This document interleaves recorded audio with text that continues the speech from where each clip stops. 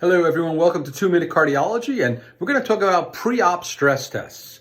You know, you're going for an operation and your doctor suggests you need a stress test. Well, years ago, many people did get stress tests, and that's because we just didn't know enough information. There wasn't enough trial data, and there was an incentive financially to do stress tests. But we know now that for most patients, you really don't need a pre-op stress test, and if you need a pre-op stress test, most of those patients would need a stress test even if they weren't going for an operation. And you should really discuss this with your doctor.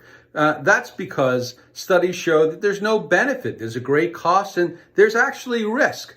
I'll explain to give you an example for this one patient who had a pre-op stress test was not indicated. It showed a small possible area of a blockage.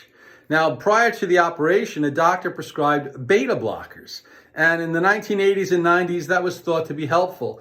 But more recent data showed although it reduces the risk of a heart attack during the surgery, it so markedly increased the risk of stroke, probably from low blood pressure, that it's now contraindicated to even give that type of medicine before you go into the operation.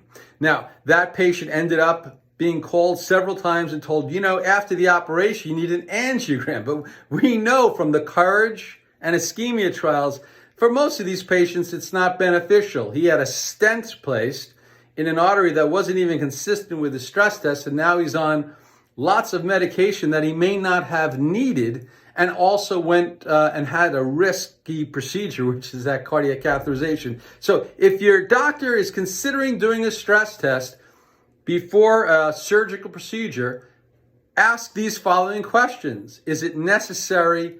And what do the guidelines say, the current guidelines about doing a stress test on me in my situation before that operation? I hope that helps everyone out there. If you have any further questions, please email me at drevanlevine@gmail.com. Have a great day.